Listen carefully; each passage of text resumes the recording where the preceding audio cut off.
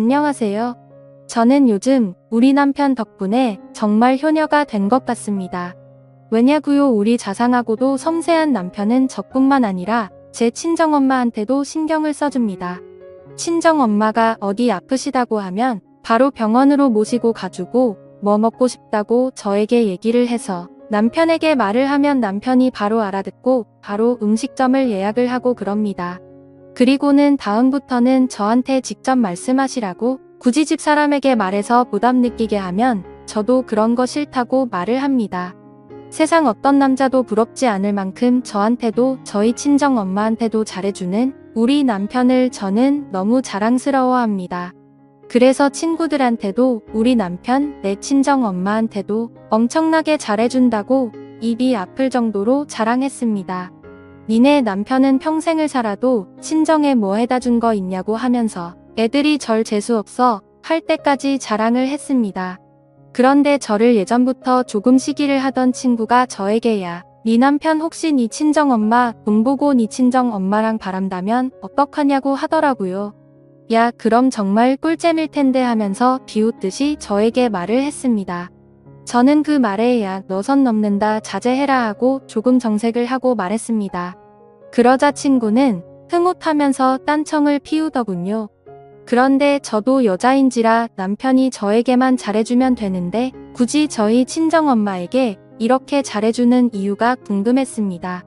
진짜 우리 집 돈 때문일까 아니면 정말 혹시 우리 친정엄마랑 하는 생각이 들었습니다. 저는 그래서 친정엄마랑 남편이 그런 사이인지 아닌지 확인을 하기 위해 조금 남편의 뒤를 밟았습니다.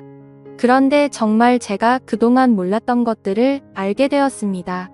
남편은 그동안 저 몰래 저희 친정엄마를 자주 만났던 거예요. 친정엄마는 사실 다른 나이 드신 주부와는 다르게 조금 젊어 보이고 관리를 아주 잘한 편입니다.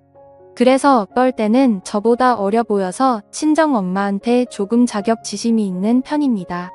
그래서 결혼을 하고 나서부터는 친정집에 찾아가는 게 자연스레 줄어들어서 친정엄마가 뭐하고 사시는지 관심이 없었습니다. 그런데 저 모르게 우리 남편을 만나서 엄청 호의호식을 하고 있더군요. 남편은 저희 친정엄마를 데리고 저와는 한 번도 가본 적이 없는 고급 레스토랑의 아쿠아리움 그리고 심지어 미술관과 전시회 등 보통의 여자들이 자신의 남자친구 또는 남편과 같이 가고 싶어하는 곳들을 갔습니다. 제가 자신들을 미행하고 있다는 것은 눈치채지 못하고 온갖 연인들이 할 수 있는 행동도 서슴지 않고 했습니다. 손을 잡는 것은 기본이며 얼굴에 뭐가 묻었으면 그 크기 큰 손으로 자신에게는 장모인 여자의 얼굴을 살포시 잡으며 휴지로 닦아주는 그런 행동까지 했습니다. 그리고 더욱 저를 부들부들 떨리게 하고 열이 받게 한 것은 호텔이었습니다. 저도 남편과 살면서 한 번도 가본 적이 없는 호텔이었습니다. 집에서 그냥 밥 먹거나 여행을 가도 그냥 당일치기로 갔다 오는 것을 좋아하는 남편이었는데 제가 알던 남편은 다른 사람이었습니다. 자기 장모와 함께 있는 남편 놈은 활짝 웃으며 어떤 호텔이 좋을까? 또는 장모에게 자기라고 부르며 어느 호텔을 가야 더 좋은 서비스를 받을 수 있을까 등등 저한테는 전혀 보이지 않았던 모습들을 보이며 저를 더욱 비참하게 만들었습니다. 저는 그렇게 둘이 미행하던 도중 갑자기 너무 비참한 나머지 도중에 집으로 돌아왔습니다. 나는 이제 남편에게 관심거리 중에 10분의 1 정도도 차지하지 못하는 건가 하는 생각과 함께 정말 남편을 어떻게 해야 하지 온갖 생각이 들었습니다. 바로 그 순간 집 현관 도어락 비밀번호를 누르고 남편이 들어오는데 저는 눈이 돌아버려서 제 옆에 있던 석고상을 남편에게 던졌습니다. 그 석고상은 정확히 남편의 머리에 맞았고 남편은 결국 119 구급차에 실려가게 되었습니다. 저는 구급차에 따라 타고 병원으로 이송이 된 후 남편이 응급실에 누워서 치료를 받는 도중에 그냥 병원을 나왔습니다. 그리고 제 친정엄마에게 가서 당신이 잘 가지고 놀던 내 남편이 지금 병원에 있으니 한번 가보라고 그렇게 말했습니다. 친정엄마는 사색이 되어서 병원으로 달려갔고 저는 제 집으로 가서 커피를 마시면서 어떻게 상황이 발전해 가는지 기다렸습니다.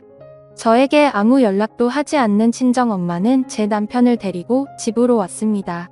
자신이 바람을 핀 남자를 데리고 남자의 와이프이자 자신에게는 딸인 사람의 집에 와서 잘도 챙겨주더군요. 저는 그런 여자를 보고 저를 낳아준 제 엄마라는 사실도 잊은 제 그녀의 얼굴에 물을 끼얹었습니다.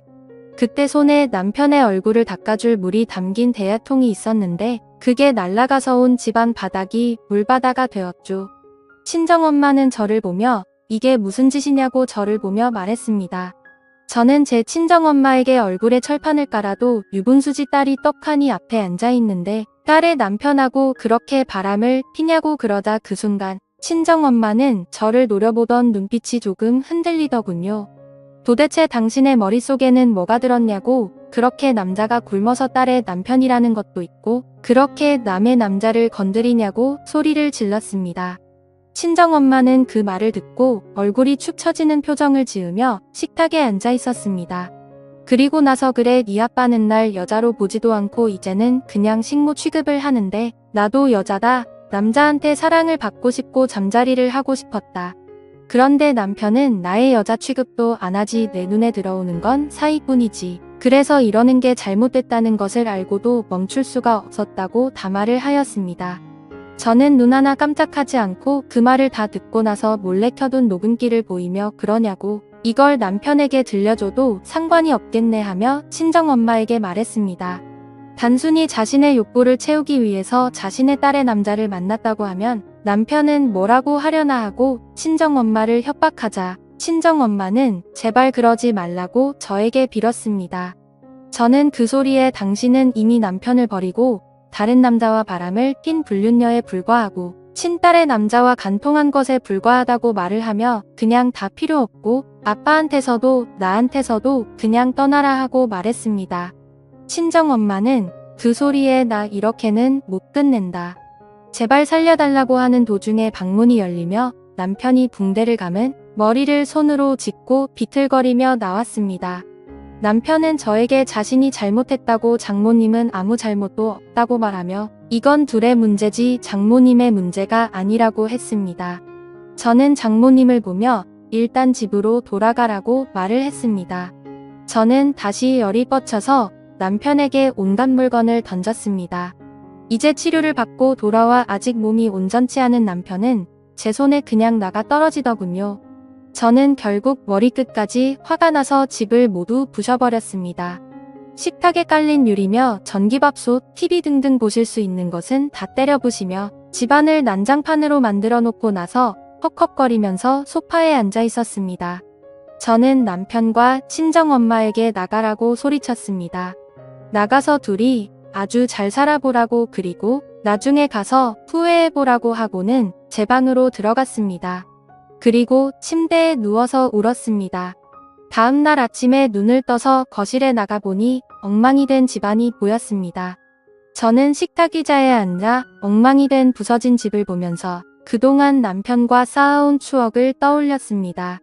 웃으면서 하나 둘씩 살림살이들을 사서 집에 놓았는데 그게 모두 헛된 짓이었구나 생각이 들었습니다. 저는 집을 나와서 아빠에게 갔습니다. 친정아빠는 갑자기 제가 찾아오자 제가 오기 전에 보던 TV를 끄시고 미안하구나 반복하셨습니다. 이미 아버지도 아시고 계셨지만 어찌할 수 있는 방법이 없어 그냥 지켜보고만 되셨던 것입니다. 저는 친정아빠를 붙잡고 울면서 우리는 왜 이렇게 살아야 할까 하고 분한 마음을 표현했습니다. 친정아빠는 그런 저를 보고 이제 다 필요 없다. 이제 꼴도 보기 싫고 그냥 너랑 나랑 이렇게 살자고 했습니다. 저도 친정아빠의 말을 듣고 그러자고 했습니다. 저는 친정아빠의 도움을 받아서 남편과 살던 집을 수리해서 부동산에 팔려고 내놓았습니다. 그리고 저는 짐을 챙겨서 아버지의 집으로 들어갔습니다. 친정엄마는 이미 침을 가지고 남편과 나간 뒤 이어서 아빠도 많이 척척하셨는지 제가 오니까 너무 기뻐하셨습니다. 저는 그날부터 남편과 친정엄마를 잊고 살고 있었습니다. 대신 가슴 한 칸에는 작은 마음을 풀고 있었습니다. 만약 다시 내 눈앞에 둘이 나타난다면 정말 그때는 둘을 죽이고 내가 살인자가 되고 말지. 그들이 행복해하는 모습을 못 본다고요. 이런 일이 세상에 존재하는 일일까 하는 마음으로 꾸며낸 이야기라고 생각하겠죠. 하지만 실제로 겪은 사람은 정말 지옥보다 더 심한 고통을 겪으면서 살고 있습니다. 여러분은 이런 일을 겪지 않으셨으면 하는 마음과 함께 여러분에게 조언을 드립니다. 여러분의 가정은 여러분들이 지키는데 가장 좋습니다. 제 사연 들어주셔서 감사합니다.